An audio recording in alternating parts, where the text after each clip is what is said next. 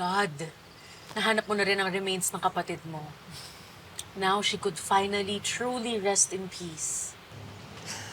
Tinuro agad ni Angel o Kiara kung saan niya nilibing yung kapatid namin. Well, after all, ang tunay ni Angel Sanggalang yung connection namin.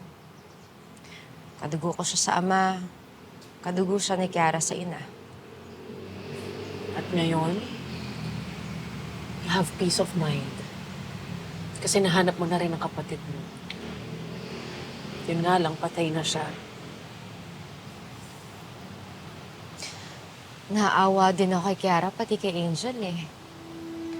Malaking factor kung bakit sila naging masama at naging rebelde is yung childhood nila. Kung mas naging loving lang siguro si Aling Merly sa kanila, kung hindi sila sinaktan, magiging normal siguro sila. Bench, that's so true. Malaking factor talaga na pagiging abusive ng tao ay environment niya eh.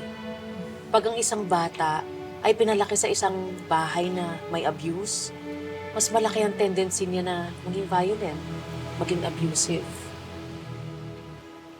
Kaya importante din na may supportive family and friends kayo.